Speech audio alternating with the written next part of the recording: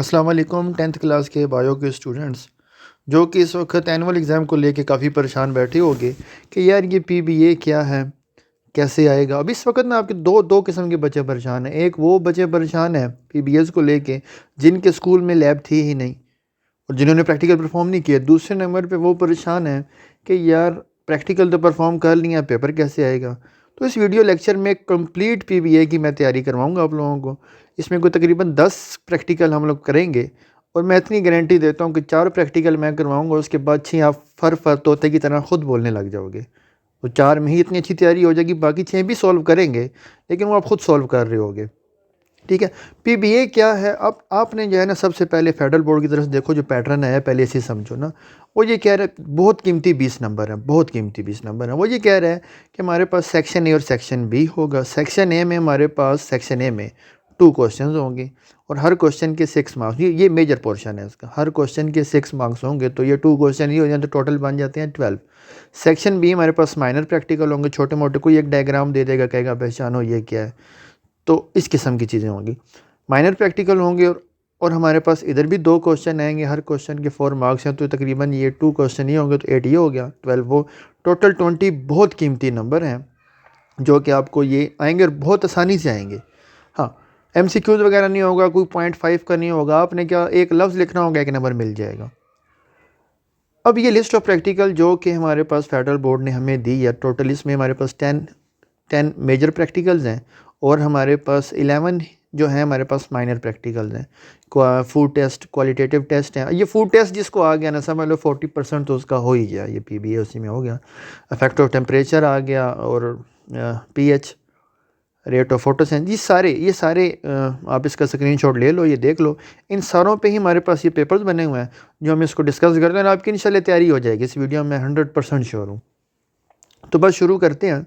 हमारे पास जो है ना प्रैक्टिकल 1 से शुरू करते हैं, क्वेश्चन देखते आते हैं, साथ साथ उसका सोल्यूशन बताता हूँ, साथ साथ समझते भी आएंगे इसे। ठीक है। Student carried out biochemical test on given food material. यार ये जो फूड मटेरियल वाला है ना, ये पहले एक दफ़ा सीख लो। मतलब आपका मैंने बताया ना 40% तो पीबीए इसी पे ही हो जाएगा, इससे क्वेश्चन लाजमी आता है, लाजमी आएगा भी। ठीक हो गया। हमारे पास जो फूड टेस्ट होते हैं, इस क्वेश्चन को बाद में देखते हैं, पहले फूड टेस्ट देख लो। आपके पास स्टार्च, 2-3 चीज़ें याद रखनी होती हैं। स्टार्च कार्बोहाइड्रेट है, स्टार्च के लिए केमिकल कौन सा यूज़ किया जाता है, आयोडीन यूज़ किया जाता है।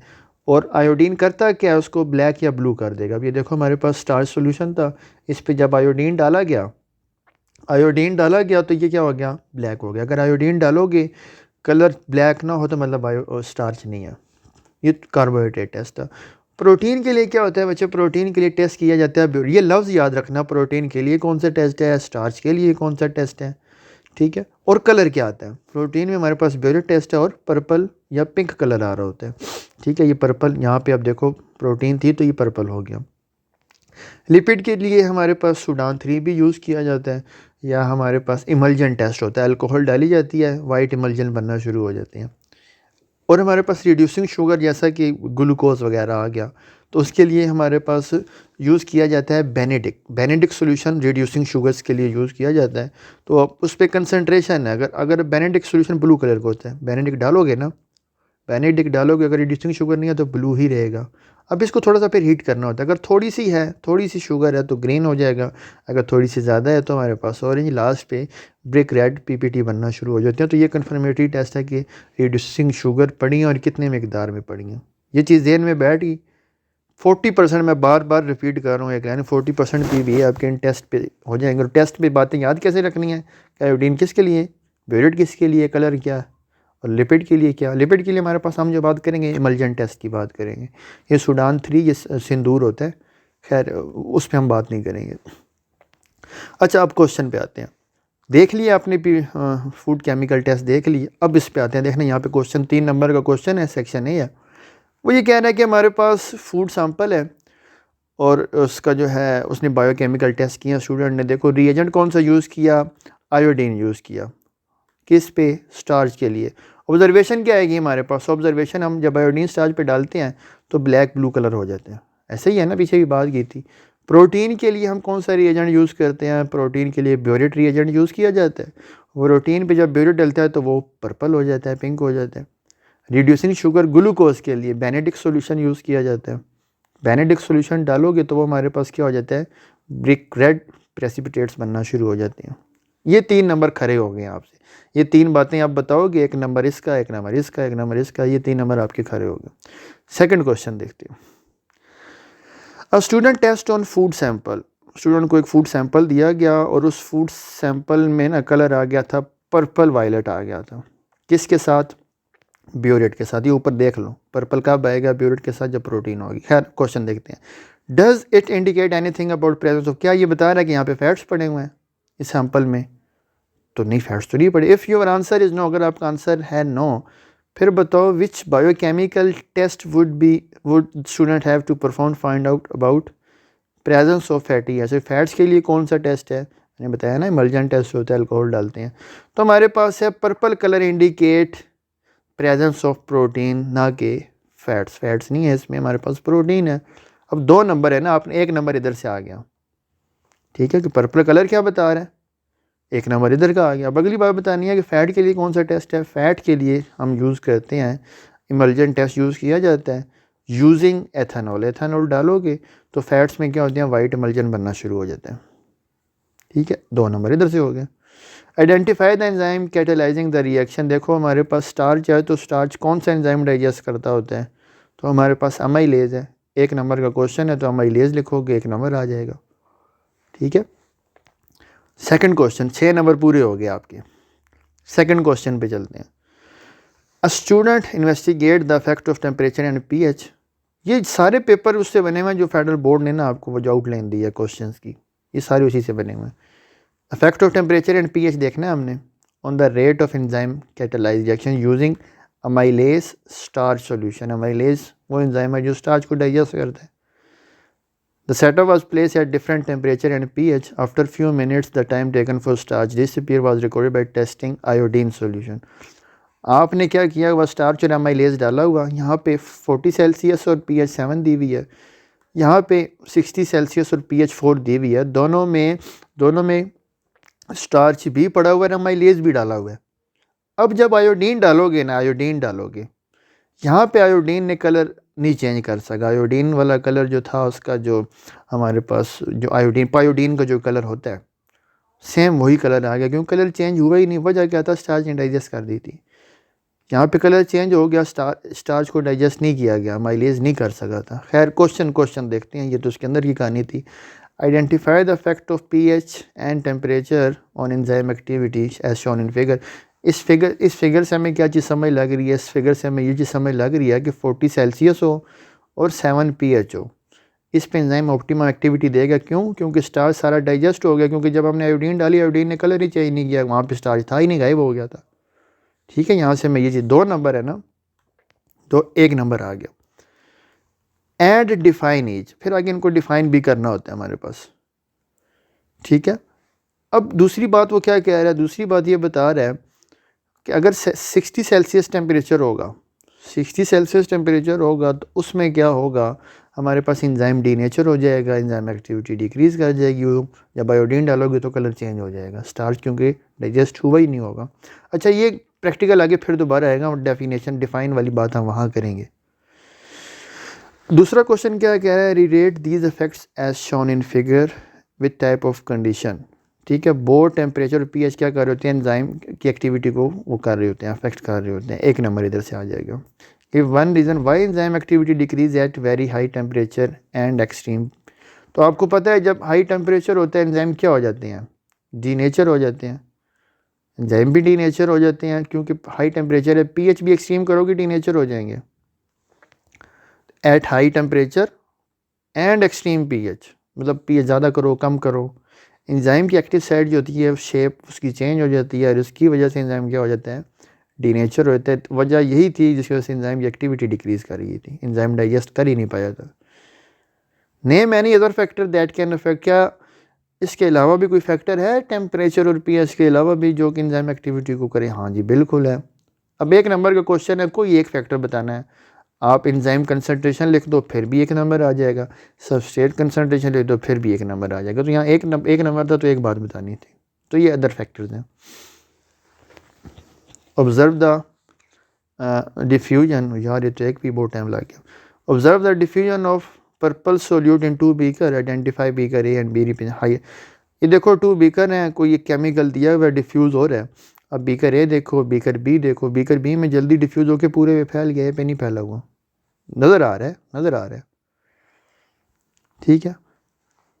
अच्छा, क्वेश्चन क्या, identify beaker A represent highest rate of diffusion and explain the physical reason for this observation. तो बीकर बी जो है हमारे पास, उसमें क्या है, हाई रेट ऑफ डिफ्यूजन है।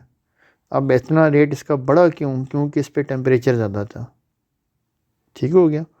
हाँ, इस पर टेम्परेचर ज़्यादा था, मॉलिक्यूल की काइनेटिक एनर्जी ज़्यादा है, तो वो उस पर, क्योंकि टेम्परेचर का जिक्र नीचे बर्नर बनाया नहीं हुआ, बल्कि रीज़न यही है, टेम्परेचर ज़्यादा करती हो तो हमारे पास काइनेटिक एनर्जी बढ़ जाती है, तो इसीलिए जल्दी जल्दी डिज़ोल्व हो गया था। आप टी बैग्स देख लो ना, टी बैग्स लेते हो, ठंडे पानी में मिक्स करो, नहीं होता, पानी गर्म हो तो उसमें मिक्स हो जाता है। सेम वही वाली बात यहाँ अप्लाई कर लो, कहानी ख़त्म। Identify the seed shown in figure and label it. अब ये देखो हमारे पास 2 कोटिलेडन है, इसका 1 कोटिलेडन है, तो ये डाइकोट होगा क्योंकि इसके 2 कोटिलेडन है।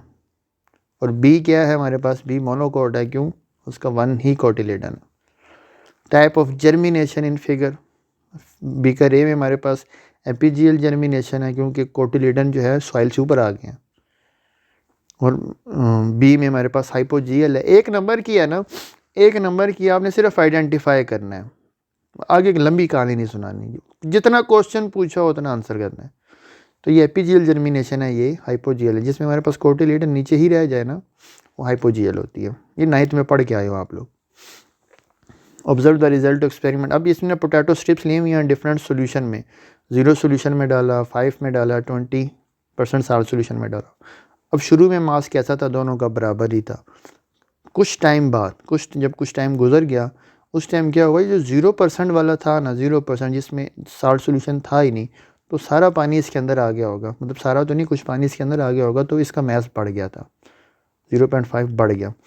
5% साल्ट सोल्यूशन में डाला, 5% साल्ट सोल्यूशन में डाला तो कोई इफेक्ट नहीं पड़ा, क्यों, क्योंकि 5% जितना बाहर था उतना ही अंदर होगा, तो इसीलिए पानी नहीं, आइसोटोनिक कंडीशन होगी, तो इसीलिए पानी नहीं निकला था, इसीलिए मैस में चेंज नहीं आया, ठीक है। 2 था, 2 ही रहा। जब 20% साल्ट सोल्यूशन में डाला, शुरू में मैस 2 था, पानी निकल जाएगा, पानी निकलेगा तो सेल क्या हो जाएगा हमारे पास, फ्लैसिड हो जाएगा। पानी जब निकले, क्योंकि बाहर सोल्यूट ज़्यादा है ना, ऑस्मोसिस जो होती है, तो वो सारी ऑस्मोसिस की कहानी है। ऑस्मोसिस क्या है, पानी हमेशा ज़्यादा सोल्यूट की तरफ जाता है। अब देखो यहाँ सोल्यूट है ही नहीं, तो पानी कहाँ जाएगा, सेल के अंदर, तो इसीलिए इसका मैस बढ़ा। यहाँ बराबर है तो इसीलिए ना अंदर आया ना बाहर गया।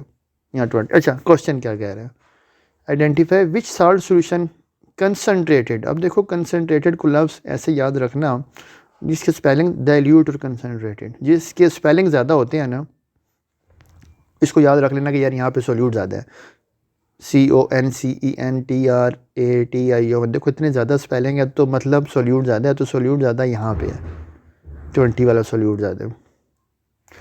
Identify which salt solution concentration is more, question पढ़ो, is most similar in concentration to cytoplasm potato cell.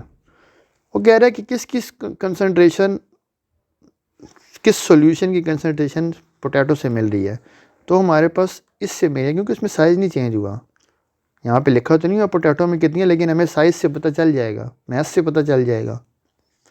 तो वो 5% salt solution has most similar concentration, क्यों, क्योंकि हमारे पास मैथ चेंज ही नहीं हुआ, वाटर ना अंदर आया ना बाहर आया। Explain the term of water potential, why potato strip placed in 20% salt become.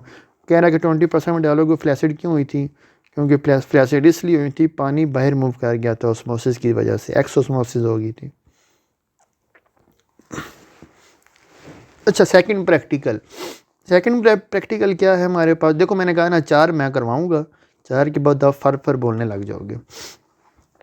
एक एक्सपेरिमेंट उन्होंने ड्रा किया हुआ है और प्लांट ग्रो कराए हुए हैं डिफरेंट लाइट दे के, कभी ना दे के, हाइड्रोजन कार्बोनेट इंडिकेटर से। अब हाइड्रोजन कार्बोनेट इंडिकेटर है क्या, हाइड्रोजन कार्बोनेट इंडिकेटर ऐसे होता है, जब ब्राइट लाइट है, फोटोसिंथेसिस होगी ना, कार्बन डाइऑक्साइड जब यूज़ होगी तो हाइड्रोजन कार्बोनेट इंडिकेटर का कलर हो जाएगा पर्पल। तो इसका मतलब ये है कि फोटोसिंथेसिस हो रही है, CO2 यूज़ हो रही है। अच्छा, जब डार्कनेस अंधेरे में रखोगे फोटोसेंसिस तो नहीं होगी, रेस्पिरेशन होगी, CO2 बनेगी।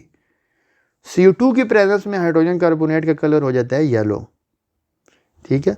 ओनली रेस्पिरेशन अकर, CO2 लेवल इंक्रीज, तो येलो कलर हो जाएगा। डिम लाइट में रखोगे, डिम लाइट में क्या होगा, फोटोसेंसिस और रेस्पिरेशन बराबर होगा तो इसका कलर हो जाता है ऑरेंज। बस ये कार्बोनेट का कलर याद रखना, कब हाइड्रोजन कार्बोनेट का कब क्या होता है, जब CO2 नहीं होती पर्पल हो जाता है, जब CO2 होती है येलो, जब दोनों बराबर हैं तो ऑरेंज। ये 3 कलर याद रखना, आगे दोबारा आएगा। अच्छा, अभी पीछे जो बात की, एक स्टूडेंट ने देखा कि हाइड्रोजन कार्बोनेट इंडिकेटर का कलर हो रहा है येलो। येलो क्यों हो रहा था, ये देखो, येलो कब हो रहा था, जब हमारे पास रेस्पिरेशन हो रही थी। अच्छा, explain what this indicate about rate of photosynthesis and respiration in both tubes. अच्छा, वही कह रहे हैं एक में येलो हो रहा है, दूसरे में पर्पल हो रहा है। मैं एक दफ़ा फिर पीछे करता हूँ, येलो कब होगा, जब रेस्पिरेशन होगी, हाँ, फोटोसेंसिस नहीं होगी, रेस्पिरेशन डार्कनेस है ना। और हमारे पास पर्पल कब होगा, जब फोटोसेंसिस होगी। अच्छा, येलो कलर ये इंडिकेट कर रहा है हाई कंसनट्रेशन ऑफ CO2 है। क्यों, क्योंकि रेस्पिरेशन ज़्यादा हो रही है, फोटोसेंसिस कम हो रही है, डार्कनेस है, बल्कि हो ही नहीं रही। पर्पल कलर ये इंडिकेट कर रहा है कि कार्बन डाइऑक्साइड की कंसनट्रेशन कम हो चुकी है। क्यों, क्योंकि कार्बन डाइऑक्साइड प्लांट ने फोटोसेंसिस के लिए यूज़ कर लिया। तो बस 2 नंबर आ गए, 2 बातें बतानी है उसने पूछी हैं, 2 बता दी, बस नंबर आ गए। आइडेंटिफाई द, मैंने PBA की चेकिंग की है ना, तो मुझे आइडिया है, बस एक एक लफ्ज़ का एक एक नंबर दे रहे होते हैं हम। आइडेंटिफाई द गैस रिस्पॉन्सिबल, कौन सी गैस है जो कलर चेंज को रिस्पॉन्सिबल है, तो कार्बन डाइऑक्साइड ही है, ठीक है। Carbon dioxide responsible for colour change and factor affecting is light intensity. Factor कौन सा है, लाइट इंटेंसिटी है, जो कि लाइट होगी तो कलर है, लाइट नहीं होगी तो कलर नहीं है। मतलब ये इस किस्म की बात है, मतलब लाइट है तो फोटोसेंसिस हो रही है ना, नहीं है तो फोटोसेंसिस नहीं हो रही, कलर कुछ और है। अगर परेशान हुए इस बात से तो,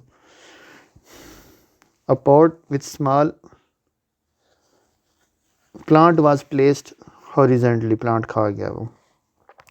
इन dark condition after few days root bended downward and shoot grew upward.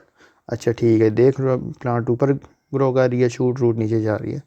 Identify the plant movement, कौन सी प्लांट मूवमेंट है जी, हाँ जी। ए में क्या हो रही है और बी में क्या हो रही है। ए में हो रही है हमारे पास शूट ग्रोइंग अपवर्ड, तो नेगेटिव जियोट्रोपिज्म। जियोट्रोपिज्म होती है मूवमेंट ड्यू टू ग्रेविटी, ठीक है। ग्रोथ मूवमेंट, जियो मीन अर्थ, अर्थ मतलब ग्रेविटी, अर्थ में ग्रेविटी पड़ी हुई है।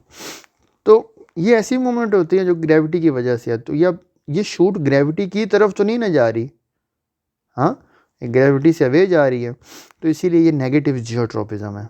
कौन सी चीज़ है जो अर्थ की तरफ जा रही है, वो है रूट। तो रूट क्या शो कर रही है, फिगर बी शो कर रही है पॉजिटिव जियोट्रोपिज्म, ठीक है, क्योंकि ग्रेविटी की तरफ जा रही है। Relate this movement 2.1 with the type of stimulus. तो यहाँ हमारे पास स्टिमुलस क्या है, स्टिमुलस है ग्रेविटी, दोनों के लिए। एक में ग्रेविटी की तरफ जा रही है, ग्रेविटी की तरफ नहीं जा रही, नेगेटिव दे रही है। Give one benefit of each type of movement. अब दोनों से फ़ायदा क्या है, जो ग्रेविटी की तरफ जा रही है उससे क्या फ़ायदा है, जो नहीं जा रही है उससे क्या फ़ायदा है। अब शूट की बात की जाए, शूट ऊपर जाती है सनलाइट की तरफ ताकि वो फोटोसेंसिस करके फूड बनाए। अगर शूट भी ज़मीन के अंदर घुस जाए तो फिर सनलाइट पहुँचेगी कैसे। तो शूट अच्छी बात है, ग्रेविटी के अगेंस्ट जाए ये। रूट ज़मीन में ही धंसी चली जाती है, हवा में नहीं आ जाती, वजह क्योंकि उसने न्यूट्रिएंट्स अब्सॉर्ब करने होते हैं। ये भी अच्छी बात है, दोनों को फ़ायदा ये काम हो रहा है। अच्छा, लेबलिंग आ गई है, सेक्शन बी स्टार्ट हो गया दूसरे का। ये पीली पत्तियां जो है इन्हें पेटल्स बोलते हैं। ए को पेटल्स है हमारे पास, बी क्या है हमारे पास, बी एंथर है, मेल पार्ट है, सी हमारे पास ओवरी है, और डी हमारे पास क्या है, सेपल्स आ गई हैं, ठीक है। वो डी ज़्यादा तक आगे तक ले गया, लेकिन डी सेपल है। ये कौन सा ऑर्गेनिज्म है, ये इतने ज़्यादा बाल जिस पे होते हैं, सीलिया जिस पे होते हैं, ये पैरामीशियम है। अब types of tissue in the figure, कौन कौन से टिश्यू लगे हुए हैं, ए बी सी। अब ये देखो ना, जाइलम है, ये जाइलम क्योंकि पानी ऊपर की तरफ जाता है, जाइलम में वन वे फ्लो है। ये सी क्या है, सी फ्लोइम होगा, हाँ। ए जाइलम है क्योंकि पानी ऊपर की तरफ लेके जा रहा है, फ्लोइम फूड नीचे की तरफ लेके आ रहा है, और बीच में जो है हमारे पास वेस्कुलर कैम्बियम लगे हुए हैं, स्पॉटिंग सेल्स लगे हुए हैं जो कि डिवाइड करेंगे। हाँ जी, कह रहा है जी ये सीड बताओ जी कौन सा मोनोकोट है, डाइकोट है। तो ए सिंगल कोटिलेडन है, तो मोनोकोट है, ये टू कोटिलिडन है, डाइकोट हो गया। आगे वो कह रहा है रीज़न भी बताओ। 2 नंबर है ना, 2 नंबर उसने ऐसे नहीं देने, पहले बताओ कि कौन सा है। ए मोनोकोट है, क्यों, रीज़न क्या है, 1 कोटिलिडन। बी डाइकोट है, रीज़न क्या है, 2 कोटिलिडन, बस। फिर ग्राफ्स हैं, ग्राफ्स उसने एनुअल वे भी बनवाने हैं आपने। उसने ये ग्राफ दे दिया डाटा के नंबर ऑफ़ स्टूडेंट हैं हमारे पास, हाइट रेंजेस देखो 59 से 60 की रेंज में हमारे पास 4 स्टूडेंट हैं, 61 से 62 7 है, 60। अब इस पे क्या करोगे आप, इसको एक्स एक्सिस पे ले लोगे, नंबर ऑफ़ स्टूडेंट कितने आ रहे हैं वो आप वाई एक्सिस पे ले लोगे। ये हाइट रेंज है, इतने हमारे पास देखो 59 से 60 कितने थे, 4 थे। तो आप बार ग्राफ ऐसे बनाओगे कि 4 तक पीक ले आओगे बस। अब 65 से 66 कितने थे, तो 15 थे। 65 से 66 आप बार कहाँ तक ले जाओगे, 15 तक ले जाए। 14 है तो 14 से ऊपर ये 15 आ रहा होगा, यहाँ तक ले, तो ये ग्राफ बन जाएगा। 2 नंबर का ये है, तो यहाँ से भी 2 नंबर खड़े। थर्ड पे चलते हैं। Student carried investigate the study of minerals, minerals वाला आ गया। नाइट्रोजन एंड मैग्नीशियम 9th में भी पढ़े हुए थे, ठीक है। हाँ, ये देख लिया आपने, नहीं भी देखा तो कोई मसला नहीं। इधर आगे देखते हैं नाइट्रोजन का रोल क्या है प्लांट में। नाइट्रोजन चाहिए होता है प्रोटीन में, देखो नाइट्रोजन होगा अमाइनो बनेगा, अमाइनो होगा अमाइनो एसिड बनेगा, अमाइनो एसिड होगी तो प्रोटीन बनेगी। बहुत लंबी कहानी है। तो नाइट्रोजन प्रोटीन के लिए चाहिए, नाइट्रोजन क्लोरोफिल के लिए चाहिए। क्लोरोफिल का जो है हेड इसी नाइट्रोजन से मिल के बना होता है, ताकि स्टेम और फिर ये लीफ भी बनते। डेफिशिएंसी क्या होगी, अगर नाइट्रोजन नहीं है तो उस टाइम स्टंटेड ग्रोथ, प्लांट सही तरह ग्रो नहीं कर पाता, हाइट छोटी रह जाती है। Plant become weak, leaf turn pale, leaf का कलर भी येलो होना शुरू हो जाएगा।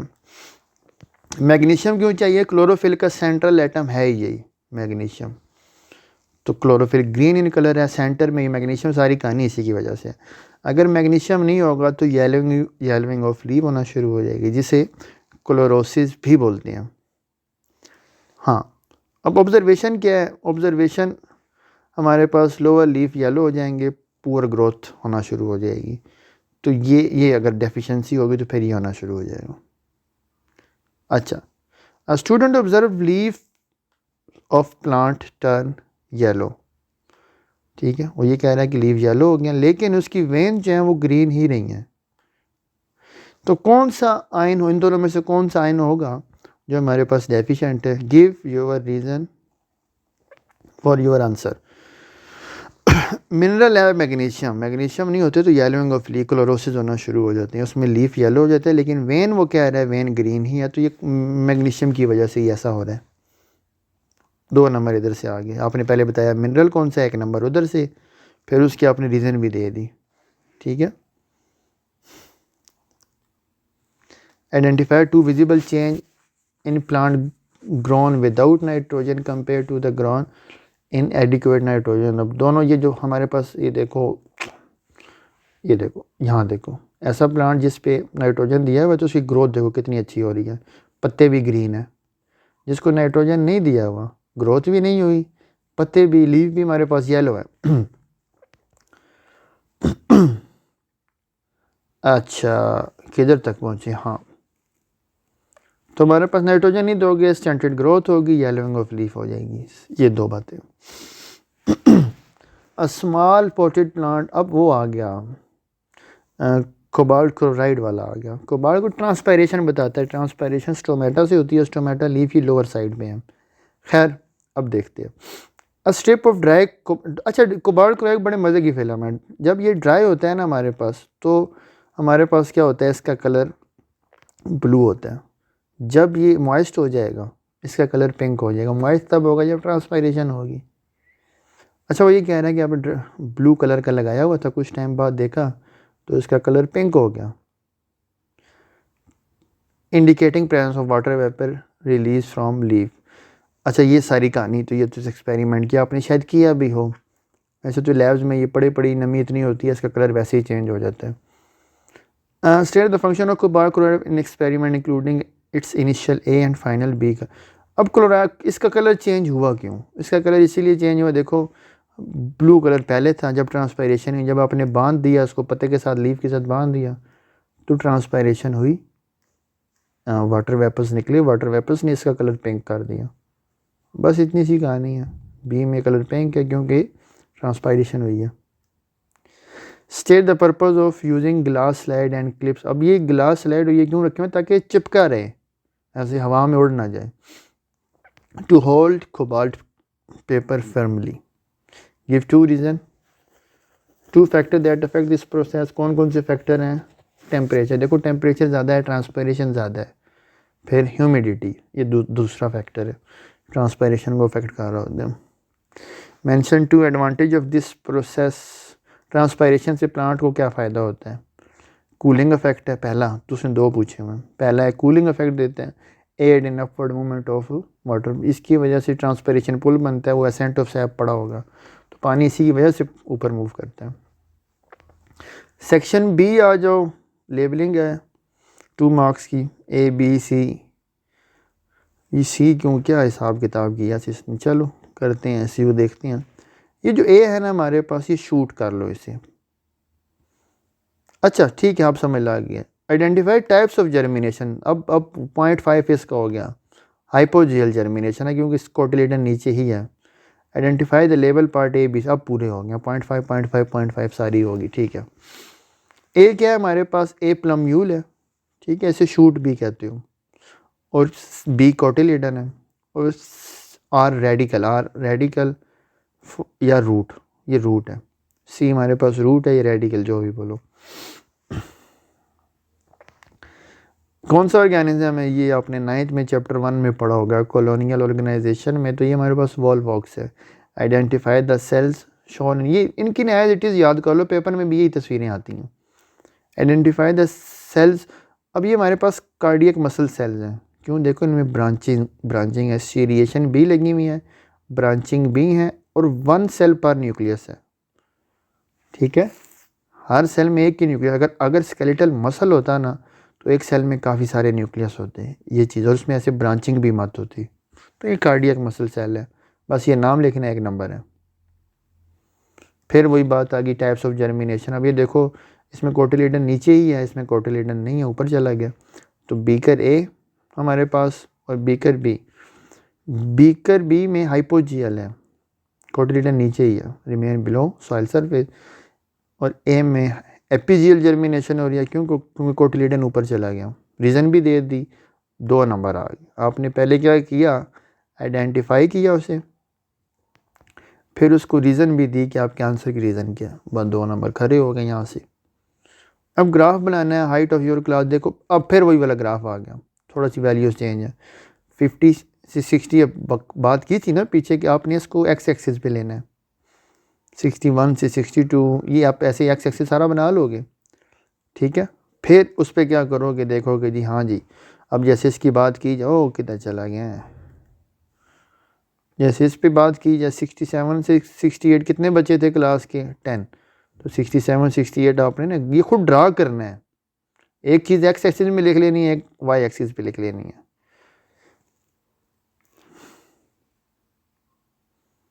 फोर्थ पे आ जाओ, लाइम वाटर। बस ये अब सिखा लिया मैंने, आखिरी मैंने जो सिखाना था सिखा लिया। अब मैं आगे देखना, आप लोग खुद फर बोलोगे, जो भी तक अभी इधर तक सफ़र कर रहे हो मेरे साथ। Student carried on investigation whether exhaled air contain carbon dioxide. ये तो बड़ा इजी, आपने लैब्स में किया होगा स्कूल में। लाइम वाटर में आप ब्लो करो ना यार, उसका कलर मिल्की हो जाता है। खैर, beaker containing clear lime water was taken, student blue air through a straw into lime water for few minutes. After some time lime water milky, showing presence of carbon dioxide in exhaled. अच्छा question क्या कह रहा है जी? Question ये कह रहा है कि बताओ जी रिएजेंट क्या है, वो तो उसने दिया हुआ है। लाइम वाटर किस लिए यूज़ किया जाता है? यूज़ किया जाता है कि कार्बन डाइऑक्साइड की प्रेजेंस चेक करने के लिए एयर में, इसलिए यूज़ किया जाता है। अगर कार्बन डाइऑक्साइड एयर में हो तो वो लाइम वाटर को मिल्की में कन्वर्ट कर देती है। एक नंबर इधर से हो गया। बी क्या कह रहे हैं? केमिकल, ये तो एनुअल में आया हुआ है, ये वाला क्वेश्चन आपके एनुअल में आया हुआ है, पीबीए जो हुआ था ना पहली दफ़ा, उसमें ये क्वेश्चन आया हुआ था।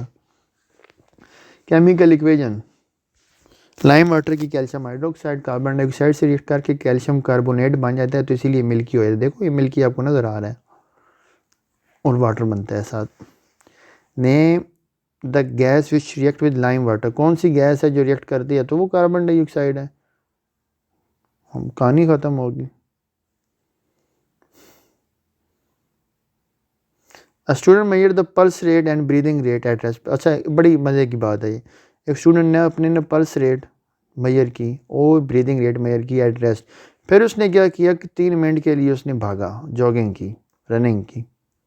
3 मिनट भागा, फिर उसने 3 मिनट के बाद दोबारा पल्स रेट और ब्रीदिंग रेट नोट किया और हमारे पास ये रिज़ल्ट आया कि वो उसकी ब्रीदिंग रेट भी बढ़ गई थी और it was observe both heart rate and breathing rate. अब वैसे आपको भी पता है ना, पढ़ने की बात क्या ज़रूरत।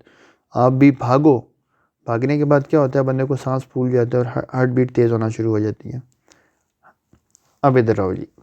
Identify the change in heart rate and breathing rate observe after exercise. Exercise के बाद हार्ट रेट और ब्रीदिंग रेट को क्या हुआ था, तो वो इंक्रीज़ कर गए थे आफ्टर एक्सरसाइज। ऐसे ही है कि नहीं है? अच्छा, state the stimulus that cause change in observed in above activity. कौन सा स्टिमुलस था? वो फिजिकल एक्सरसाइज स्टिमुलस है। वन बेनिफिट, देखो ये चीज़ मैंने नहीं लिखी, ऊपर मैं बताता हूँ।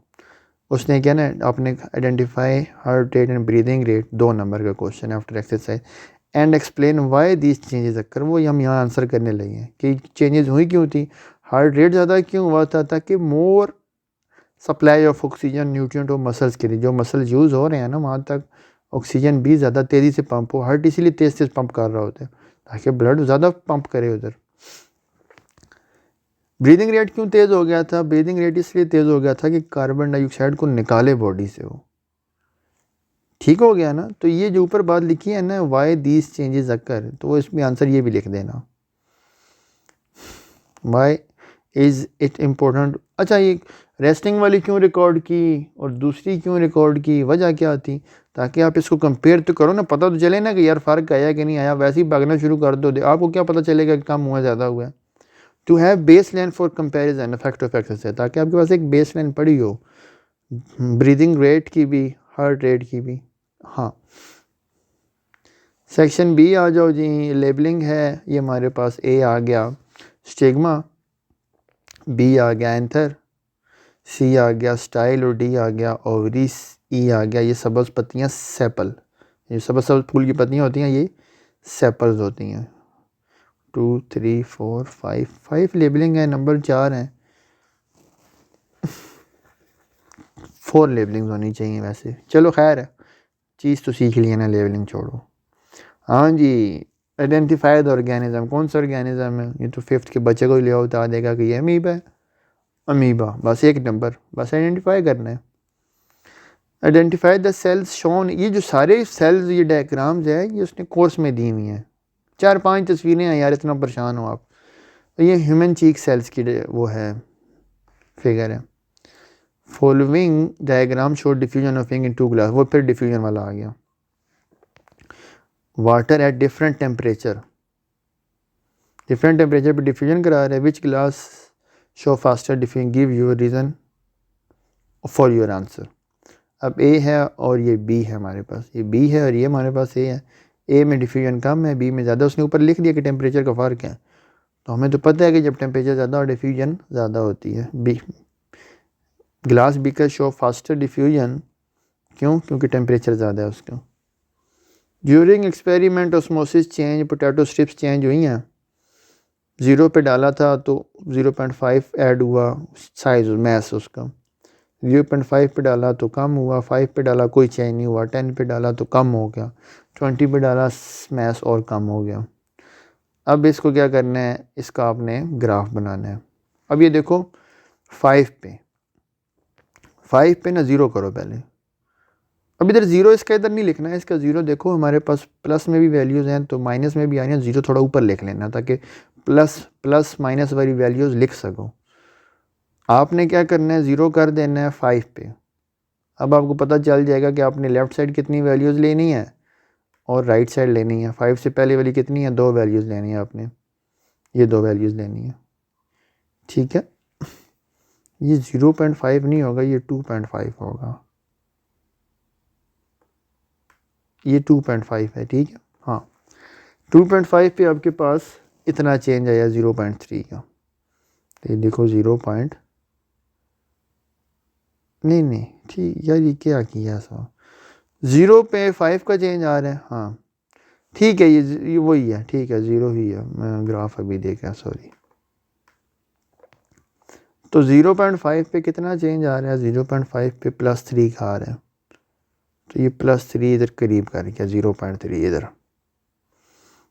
अब आगे ये सारा देख लो यार, ये 5 पे हमारे पास 0 आ रहा है मैथ्स, जब 10 हो जाएगा मैथ्स कम हो जाएगा, कितना हो जाएगा 0.3 पे आ जाएगा, और 20 पे कितना हो जाएगा मैथ्स कम हो के 0.6 पे आ जाएगा। ये ऐसे 5, अब देखा 4 हो गए ना, अब आप लोगों ने खुद करना शुरू करना है। पहला प्रैक्टिकल जो हमने बात की थी, आयोडीन किस लिए यूज़ किया जाता है, आयोडीन स्टार्च के लिए यूज़ किया जाता है। स्टार्च पे जब आयोडीन डालते हो कलर क्या हो जाता है हमारे पास यार, ये ब्लैक ब्लू हो जाता है। बेनेडिक्ट टेस्ट यूज़ किया जाता है ग्लूकोज रिड्यूसिंग शुगर, ग्लूकोज के लिए, और उस पर कलर क्या हो जाता है brick red on heating. Biuret protein के लिए तो कलर हो जाता है पर्पल। एथेनॉल इमल्जन टेस्ट है, फैट्स पे यूज़ किया जाता है तो वाइट क्लाउडी इमल्जन आ जाती है। बिल्कुल स्टार्ट में मैंने ये बताया था। तो ये आपके पास उस्ताद जी एक नंबर इधर से बन गया। Identify test use to detect protein, protein के लिए कौन सा टेस्ट है, फैट्स के लिए कौन सा है, तो प्रोटीन के लिए बच्चे ब्योरेट, फैट्स के लिए इमल्जन टेस्ट। अच्छा, what does colour change in test tube to indicate, test tube tube में उसने आयोडीन डाल रहा है और ब्लैक हो रहा है कलर, कि कौन सा न्यूट्रिएंट, यार स्टार्च प्रेजेंट है, starch present in test tube tube because colour changes to blue black, हमारे पास कलर चेंज हो गया। इस पे उसने आयोडीन डाली है, कलर चेंज नहीं हुआ, यहाँ पे स्टार्च है ही नहीं। खैर उसने इसका पूछा भी नहीं है, उसने इसी का पूछा तो उसी का बताओ। A student carried out experiment study the effect of temperature and pH enzyme effect, वही बार बार pH और टेम्परेचर की करेगा क्योंकि उसने कोर्स में दी ही ये दो चीज़ें हैं। अच्छा, कौन कौन सा एंजाइम सबस्ट्रेट लिया, एमाइलेज और स्टार्च सॉल्यूशन है। इसने इफेक्ट ऑफ टेम्परेचर pH है। After few minutes the time taken for starch to disappear was recorded by testing with iodine solution at different temperature and pH level. Identify the enzyme and substrate. Enzyme कौन सा है, enzyme है amylase, substrate क्या है starch. वो दो बस, इन दो इनको आइडेंटिफाई करना है, 2 नंबर हैं। Enzyme is amylase, substrate is starch. अच्छा, at which temperature and pH, देखो इंसानों का जो होता है ना, इंसानों के जो एंजाइम है वो ऑप्टिमम टेम्परेचर कितना है 37 to 38 है, और pH इसकी होती है 7, हमने स्टार्ट में बात की, याद कर लेना। State what happen when enzyme increment temperature, अब टेम्परेचर इंक्रीज करती है और एंजाइम डीनेचर हो जाते हैं। यार 9th में कोई फिंगर टिप्स पे बात याद करवा दी जाती है, जब आप टेम्परेचर क्या कर देते हो, लिमिट्स ऊपर ले जाते हो, एंजाइम क्या हो जाते हैं डीनेचर और एक्टिविटी डिक्रीज कर जाती है। नेम द रीजन, स्टार्च की प्रेजेंस के लिए कौन सा रिएजेंट यूज़ किया जाता है, आयोडीन यूज़ किया जाता है। कलर क्या हो जाता है जी, ब्लैक ब्लू हो जाता है। बस इतनी सी बात, एक नंबर है। फिर लेबलिंग आ गई है, माइक्रोपाइल है, टेस्टा है सीड की, ये हिलम डिप्रेशन जो बनी हुई है ये हिलम है, और ये किसकी डायग्राम बनी हुई है हमारे पास, क्लेमाडोमिनास की बनी हुई है। इसको याद कर लो, ये जो मूंछों वाला है यूनिसेलुलर हमारे पास प्रोटिस्ट है, तो ये क्लेमाडोमिनास। पैरामीशियम अमीबा क्लेमाडोमिनास, ये नहीं कि 3 डायग्राम्स हैं, इनमें से कोई एक आएगी, आपने सिर्फ पहचाननी है कौन सा कौन से वाला है। ये हमारे पास आगे onion epidermal cell, onion slides बनाई हो तो ये हमारे पास सेम ऐसी ही आ रही होती हैं। ये उसकी सेल वॉल्स बनी होती हैं, बीच में कहीं कहीं जाके ना ये न्यूक्लियस नज़र आ रहा होता है। ये सारे न्यूक्लियस अगर आपने लैब में दिखाया गया तो। अब ग्राफ बनाना है, 40 टंग रोलर हैं हमारे पास, 20 नॉन टंग रोलर हैं। टंग रोलर और नॉन टंग एक्स एक्सिस पे लिखोगे, और ये ग्राफ जो है ना 10 20 ये सारा वाई एक्सिस पे लिख के रोलर 40 तक ले जाओ, और नॉन रोलर कितने बताए बस वो 20 तक ले जाओ, आपका ग्राफ बन गया, 2 नंबर आ गया। Following diagram show internal structure of monocot and dicot seed after dissection. बताओ जी कौन सा मोनोकोट है कौन सा डाइकोट है। ए जो है ना हमारे पास ए इज डाइकोट, क्यों? Two cotyledon. Give your answer with reason, reason यही है ना टू कोटिलिडन है। बी हमारे पास मोनोकोट है, वन कोटिलिडन है। 6 पे आ जाओ। अब वही बात, वो जो हमारे पास हाइड्रोजन का क्या था, वो कार्बोनेट इंडिकेटर जो था, अगर प्लांट आप रखोगे ना लाइट में तो फोटोसेंसिस होगी, CO2 कम हो जाएगा। इसका कलर क्या बताया था? पर्पल। ऐसे ही है कि नहीं है? पर्पल हो जाएगा। क्यों? फोटोसिंथेसिस रेट इज़ हाई और फास्टर हो रही है। डार्क में रखोगे तो येलो हो जाएगा। क्यों? वजह क्या है? रेस्पिरेशन हो रही है, CO2 का, और CO2 लेवल हाई हो जाएगा। अच्छा, फोटोसेंसिस आई है, CO2 ऊपर कम है। CO2 यूज़ होती है ना फोटोसेंसिस में, तो जब CO2 यूज़ हो जाएगी येलो कलर हो जाएगा, पर्पल हो जाएगा। जब CO2 ज़्यादा हो जाएगी येलो कलर हो जाएगा। ब्राइट लाइट में रखोगे तो क्या होगा? हमारे पास ऑरेंज आ जाएगा। वजह तो इसमें फोटोसेंसिस और रेस्पिरेशन दोनों बराबर हो जाती हैं।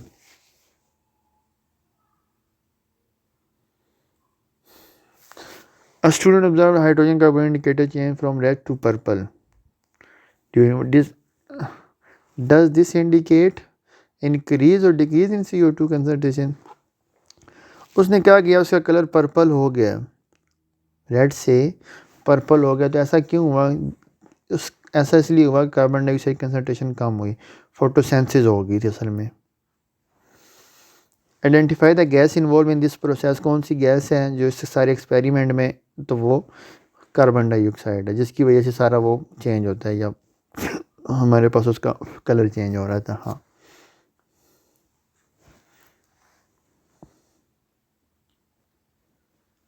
अब लिमिटिंग फैक्टर वाला आ गया, टेम्परेचर और कार्बन डाइऑक्साइड दोनों का ही बहुत इफेक्ट है फोटोसेंसिस में। कार्बन डाइऑक्साइड भी चाहिए होती है, टेम्परेचर सारे उसके एंजाइम की वजह से करवा रहे हैं। वो कह रहा है कि उस बंदे ने एक बच्चे ने एक्सपेरिमेंट किया, फोटोसेंसिस चेक की हाइड्रेला प्लांट पे, एक एक्वेटिक प्लांट होते हैं, और उसने क्या किया, देखा कि यार बबल्स बन रहे हैं, ऑक्सीजन बबल बन रहे हैं। ऑक्सीजन तभी बनती है जब फोटोसेंसिस होती है। Identify the limiting factor. कौन कौन से लिमिटिंग फैक्टर इस एक्सपेरिमेंट में हमारे पास वो बात कर रहे हैं। एक लिमिटिंग फैक्टर टेम्परेचर है, दूसरा हमारे पास लिमिटिंग फैक्टर क्या है? कार्बन है। उसने ऊपर क्वेश्चन में ही बता दिया। टेम्परेचर कैसे अफेक्ट करता है? देखो, टेम्परेचर डिक्रीज़ करोगे एंजाइम एक्टिविटी डिक्रीज़ करेगी, फोटोसेंसिस कम हो जाएगी। सेम ऐसे टेम्परेचर इंक्रीज़ करोगे, ऑप्टिमम से ऊपर ले जाओगे, डीनेचर हो जाएंगे, एंजाइम एक्टिविटी बिल्कुल डिक्रीज़ करेगी, फोटोसेंसिस भी ख़त्म। कार्बन डाइऑक्साइड की बात की जाए, कार्बन डाइऑक्साइड कम करोगे तो फोटोसेंसिस कम हो जाएगी, क्योंकि रॉ मटेरियल है ही यही। फोटोसेंसिस तो यूज़ करती है कार्बन, जब यही नहीं दोगे तो होनी किधर से? Relate this limiting factor to the rate of photosynthesis observe in experiment. जब हमारे पास ये दोनों फैक्टर ऑप्टिमम है ना, फोटोसेंसिस मैक्सिमम है, मोर ऑक्सीजन बबल है, जब आपके पास इन फैक्टर में से कोई भी एक चेंज है, एक्टिविटी ख़राब हो जाएगी, एक्टिविटी कम हो जाएगी। ठीक है, हाँ। नेम एनी अदर फैक्टर को, इसके अलावा भी टेम्परेचर और हमारे पास इसके अलावा CO2 के अलावा भी कोई फैक्टर है? बिल्कुल है जी, लाइट इंटेंसिटी। लाइट दोगे फोटोसेंसिस होगी, नहीं दोगे नहीं होगी। ये से एक लफ्ज़ का एक नंबर है। Identify the types of seed and label it's diagram. अच्छा जी, आ जाओ जी। ये हमारे पास ये शूट आ गया, हाइपोकोटाइल स्टेम आ गई, सीड कोटिलेडन आ गया, और ये डी हमारे पास रूट्स आ गई। उसने कहा सीड भी पहचानो, तो ये सीड कैसे पहचाने? सीड तो नज़र ही नहीं आ रहा। मोनोकोट है कि डाइकोट है? लग तो मोनोकोट ही है यार। ये किताब बनाने वालों की भी शाबाश है। खैर, identify the cell shown in figure, तो ये हमारे पास न्यूरॉन सेल है, नर्व सेल या न्यूरॉन। दूसरी कौन सी डायग्राम है? ये किसी 6 के बच्चे से पूछो कौन सी है, वो बताएगा कि ये अमीबा की डायग्राम है। एक नंबर इधर से आ गया। टाइप्स ऑफ जर्मिनेशन कौन कौन सी हैं? देखो, जिसमें कोटिलिडन ऊपर चला जाए तो हमारे पास ये एपीजीएल जर्मिनेशन है। बीकर ए में एपीजीएल है, क्यों? कोटिलिडन सॉइल से ऊपर है। बीकर बी में क्या है? हाइपोजीएल है, क्यों? क्योंकि कोटिलिडन सॉइल के अंदर ही है। अब अगला ग्राफ बनाना है, ग्राफ बनाना है जी हाइट रेंज, फिर वही बात आ गई, ये लो जी हाइट रेंज वाला कि आपकी क्लास के स्टूडेंट्स हैं 59 से 60 वाले हैं, 61 से 62 इतने हैं, ये ऐसे बार चार्ट बनाना होता है। बिल्कुल करीब पहुंच गए हैं, बिल्कुल करीब पहुंच गए हैं। देखो effect of nitrogen and magnesium nitrogen deficiency से क्या सिम्टम्स आते हैं हमारे पास, प्लांट हमारे पास वीक होने लग जाते हैं, स्टंटेड ग्रोथ और येलो होने लग जाते हैं लीफ उसकी। चाहिए क्यों है नाइट्रोजन, ताकि प्रोटीन बनाए और क्लोरोफिल बनाए। मैग्नीशियम क्यों चाहिए होता है क्लोरोफिल के लिए, अगर नहीं होगा तो येलोइंग ऑफ लीफ हो जाएगी। 3 नंबर के ये क्वेश्चन है। A student observed that the leaf of one plant turned pale yellow while other plant had poor growth. उसने देखा कि यार एक में पत्ते पीले हो रहे हैं, दूसरे में ग्रोथ नहीं आ रही। विच प्लांट वाज डेफिशिएंट, अब पहचानो गया नाइट्रोजन किस में कम है, मैग्नीशियम। तो जिसमें हमारे पास स्टैंडर्ड ग्रोथ है ना वो नाइट्रोजन डेफिशिएंट है, जिसमें क्लोरोसिस है येलोइंग ऑफ लीफ है तो मैग्नीशियम डेफिशिएंट है। बस इस आइडेंटिफिकेशन एक एक नंबर है। State 1 visible difference between T2 and T3। ये देखो T2 है, ये T3 है, क्या फ़र्क है कि एक के पत्ते येलो हैं दूसरे के ग्रीन है, एक ही ग्रोथ अच्छी है दूसरे की ग्रोथ नहीं सही। T2 is dark green how ever the growth good, how good with, अच्छा यार ये क्या है यार, T2 डार्क ग्रीन है, विद है विद गुड ग्रोथ, और T3 क्या है हमारे पास, येलो लीफ है और इसकी पुअर ग्रोथ है। A student conducting study the process of transpiration using cobalt chloride। Cobalt chloride paper ले लिया आपने, उसको कर लिया, देखो उसको बांधते हो ना तो ब्लू से पिंक हो जाते हैं। Identify the surface of where cobalt chloride, आप ऊपर भी रखो नीचे भी रखो, ट्रांसपायरेशन हमेशा लोअर साइड से होती है, स्टोमेटा नीचे है तो लोअर साइड वाला पिंक होता है, ठीक है। Cause change to turn pink faster, क्यों, क्योंकि लोअर साइड पे ही स्टोमेटा है, ट्रांसपायरेशन उधर से पानी उधर से निकलेगा। State property of cobalt chloride that make it useful in this experiment. इसकी प्रॉपर्टी क्या है कि जब ये ड्राई होता है ब्लू होता है, मॉइस्ट हो जाए तो ये पिंक हो जाता है। Give the inference of this activity respect transpiration. तो इससे हमें ये पता चलता है कि यार ट्रांसपायरेशन जो है वो लोअर सरफेस से ज़्यादा होती है क्योंकि कलर उधर ही चेंज हो रहा है। आइडेंटिफाई द पार्ट ABCD, देखो ए हो गया तो कोबाल्ट क्लोराइड पेपर आ गया, बी हमारे पास वो पत्ता है, सी ग्लास स्लाइड है, डी रबर बैंड से बांधा हुआ है। Identify the types of germination, germination है हाइपोजियल, लेबलिंग करो ABCD। ए है हमारे पास शूट या प्लम्ब्यूल, बी कोटिलेडन है, सी रेडिकल या रूट, आर से रेडिकल आर से रूट। ये हमारे पास कौन सी फिगर है, ये अमीबा आ गया ये पैरेन्काइमा सेल्स आ गए। और बताओ जी किस में डिफ्यूजन तेज़ हो रही है, बी में ज़्यादा हो रही है, क्यों, टेम्परेचर हाई होता है। अच्छा पोटैटो चिप 20% साथ सोल्यूशन में रखो, साइज़ में कम होता है लेंथ, क्यों, ऐसा क्यों होता है जब 20% साथ सोल्यूशन में रखो। वजह ये है कि उसमें पानी मूव कर जाता है बाहर की तरफ, साल्ट की तरफ, एक्सोस्मोसिस हो जाती है, बस ये वजह। पानी ने हमेशा साल्ट की तरफ जाना है, स्टार्ट में बात की है। लाइम वाटर आ गया, कार्बन डाइऑक्साइड की टेस्ट के लिए यूज़। ऑब्जर्वेशन क्या होती है, ऑब्जर्वेशन जब आप इस पर ब्लो करते हो तो मिल्की अपीयरेंस आ जाती है कार्बन डाइऑक्साइड की वजह से। और यही कह रहा है कि student blow air lime water, वो मिल्की हो गया। इससे क्या पता चला, if lime it is not change colour what would be the reason. अच्छा पहले तो ये बताओ वो मिल्की हुआ क्यों, लाइम वाटर मिल्की इसलिए हुआ क्योंकि एक्सेल लेयर में CO2 थी। अगली बात, अगर चेंज होता तो मतलब क्या था, अगर चेंज ना होता तो मतलब ये कि कार्बन डाइऑक्साइड नहीं थी एक्सेल लेयर में, कहानी ख़त्म। 2 नंबर।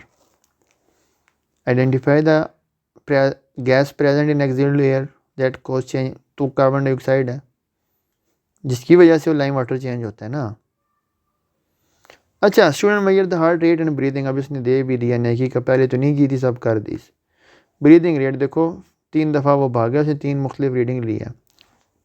रेस्टिंग में उसके पास हार्ट बीट कर रहा था 72 टाइम, आफ्टर एक्सरसाइज 108 हो गया, ब्रीदिंग थी 16 और ब्रीदिंग रेट आफ्टर एक्सरसाइज 28 हो गया। दूसरी दफ़ा भागा तो इधर थे, ये सारी कहानी आई। अब identify the change observe in heart rate, breathing after exercise and explain why these changes occur. Heart rate और ब्रीदिंग रेट जो है हमारे पास इंक्रीज कर रहा है, एक्सप्लेन क्यों, फिर वही बात है नीचे एक्सप्लेन होगा। देखो ब्रीदिंग रेट क्यों तेज़ होता है, ब्रीदिंग रेट इसलिए तेज़ होता है ताकि ऑक्सीजन, कार्बन डाइऑक्साइड वो निकाल सके और ऑक्सीजन आए। हार्ट रेट क्यों तेज़ होता है, ताकि वो न्यूट्रिएंट्स पंप कर सके। हाँ, state the stimulus that cause physical activity, exercise जो है यही स्टिमुलस है।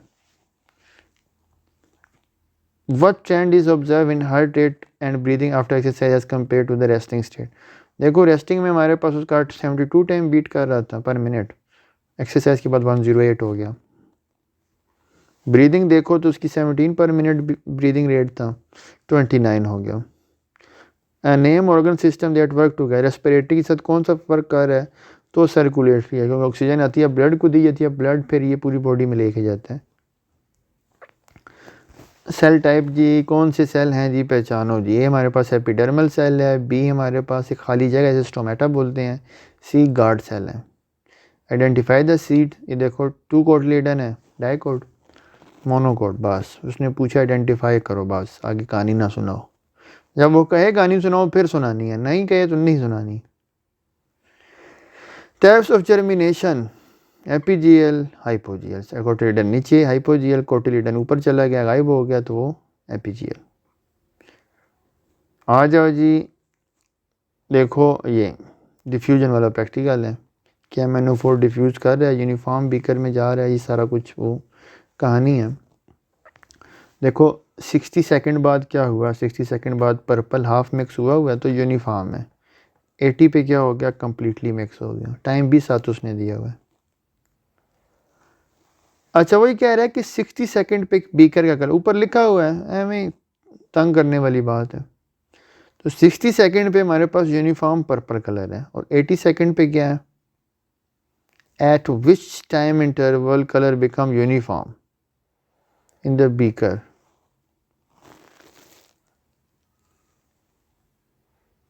तो वो यूनिफॉर्म 60 पे ही है।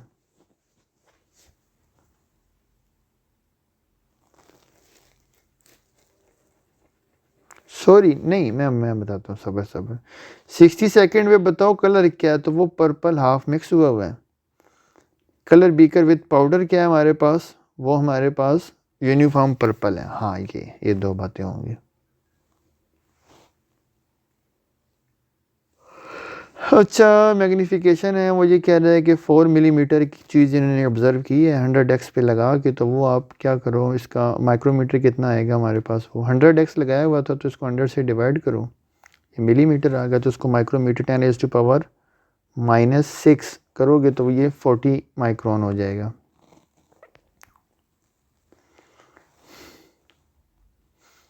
Hydrogen carbonate indicator, baseline control, light में और ब्राइट, हाँ लाइट में और डार्क में। अब उसने वो बता दिया, बस सिर्फ कलर बताना है कि जब देखो कार्बन, जब ऑरेंज बेस, जब दोनों बराबर हैं तो ऑरेंज है। बेसलाइन कहते हैं जब बिल्कुल हमारे पास स्टैंडर्ड पे चीज़ आई हुई है, ना कम है ना ज़्यादा है, तो ऑरेंज कलर होता है। एटमॉस्फेयर में जब CO2 है बराबर तो ऑरेंज कलर है। जब लाइट दोगे तो CO2 कम हो जाएगा, फोटोसेंसिस ज़्यादा, रेस्पिरेशन कम, तो पर्पल हो जाता है कलर हाइड्रोजन कार्बोनेट का। डार्क में जब फोटोसेंसिस ख़त्म होगी तो CO2 ज़्यादा हो जाएगी तो येलो हो जाएगा। तीसरी दफ़ा ये प्रैक्टिकल कर रहे हैं। Student notice hydrogen carbonate turn purple in one step and yellow in another, what does colour change indicate. Purple colour indicate करता है फोटोसेंसिस हो रही है, CO2 कम हो रही है, और येलो क्या कर रहा है कि रेस्पिरेशन हो रही है, CO2 ज़्यादा हो रही है, बस। और कौन सी गैस ये सारा एक्सपेरिमेंट करा रही है, CO2, कार्बन डाइऑक्साइड। और वो हाइड्रेला वाला दोबारा आ गया, बीकर उसने sodium bicarbonate, funnel test tube, temperature and limiting factor, देखो इसने कंप्रेटर सेट किया है, फोटोसेंसिस चेक कर रहा है, उसमें कार्बन डाइऑक्साइड भी दे रहा है, टेम्परेचर भी दे रहा है, लाइट भी दे रहा है। और इसने जो यहाँ पे इसने बात की है उसने ऊपर ही बात कर दी है। उसने बात क्या की है कि लिमिटिंग फैक्टर कौन कौन से हैं जो वो चेंज कर रहे हैं। एक वो टेम्परेचर को चेंज कर रहे हैं और CO2 की कंसनट्रेशन को। आइडेंटिफाई द फैक्टर्स, कौन कौन से फैक्टर हैं वो हमारे पास हैं जी। फैक्टर टेम्परेचर है, दूसरा कार्बन डाइऑक्साइड है। Rate the change observe in the number of bubbles A and B with types of limiting factor. If temperature is low fewer bubble, temperature कम है ना बबल कम, फोटोसिंथेसिस कम होगी क्योंकि एंजाइम थोड़े से होंगे एक्टिव। CO2 हाई है, ज़्यादा बबल होंगे, लेकिन इसकी आई की लिमिट है, बहुत ज़्यादा भी नहीं करनी। ऑप्टिमम CO2 हैं तो हमारे पास क्या है, फोटोसिंथेसिस ज़्यादा है, बबल ज़्यादा है। State 1 benefit of controlling each limiting factor. Temperature, carbon dioxide during food. Temperature जो है हमारे पास is equal to optimum temperature है तो इंक्रीज एंजाइम एक्टिविटी। देखो टेम्परेचर से फ़ायदा क्या है, आप एंजाइम एक्टिविटी कंट्रोल कर सकते हो, कम ज़्यादा कर सकते हो। कार्बन डाइऑक्साइड CO2 चाहिए होती है, हमारे रॉ मटेरियल है फोटोसिंथेसिस के लिए। Name any other factor that can, इसके अलावा कोई फोटोसिंथेसिस पे फैक्टर हैं तो हाँ जी है, लाइट इंटेंसिटी पहले डिस्कस किया। ABCD देखो, ए हमारे पास आ गया शूट, बी हाइपोकोटाइल, सी कोटिलेडन आ गया और डी रूट आ गया। कौन सा ऑर्गेनिज्म बना हुआ है ये, यूग्लिना बना हुआ। यार ये 4 डायग्राम्स हैं, अमीबा, पैरामीशियम, क्लेमाडोमिनास, यूग्लिना। ये इनको ज़रा देख लेना, ये यूग्लिना आ गई है। टाइप्स ऑफ टिश्यू ये 4th में पढ़े हुए थे, सिंपल स्क्वेमस, और ये क्यूब की तरह क्यूबाइडल। 2 ग्लास जार हैं, बताओ जी किस में डिफ्यूजन हो रही है तेज़ को, बी में ज़्यादा हो रही है, वजह टेम्परेचर ज़्यादा है। अब ग्राफ बनाना है, बार चार्ट ग्राफ बनाना है। Number of observation, number of plant observe in each quadrant. पहले क्वाड्रेंट में देखो 4 प्लांट हैं, दूसरे में 7 है, तो आप 1 2 3 4 ऐसे करके ना number of plant Y axis पे ले जाना। पहले में कितने थे, 4 थे, तो 4 तक बार ले जाओगे। दूसरे में कितने हैं, 7, तो बार कहाँ तक ले जाओगे आप, उठा के 7 तक। यार ये मेंशन करने होते हैं। अच्छा 5th बार में कितने हैं, 8, तो उठा के आप 5th वाली बार 8 तक ले जाओगे। 7 में कितने हैं, यार ये क्रिकेट देखते हो तो ये पाकिस्तानियों की स्टैट्स तो देखे ही होंगे, किसने ओवर में कितना स्कोर बना है, इसी से आइडिया हो जाता है। तो इसे वैसे बनाना होता है। LOG PBA की तैयारी होगी आप लोगों की इंशाल्लाह। बस ये इसको एक दफ़ा दोबारा भी देख लेना। और बाकी यही है, सेम आपने देखा कितने रिपीट हुए, पूरा कोर्स भी हमने किया और जहन से बनने वाले सारे एक्सपेरिमेंट भी किए। Thank you for watching. इस चैनल को सब्सक्राइब करना, ये फर्स्ट ईयर में बड़ा काम आएगा आप लोगों की। अल्लाह हाफिज़।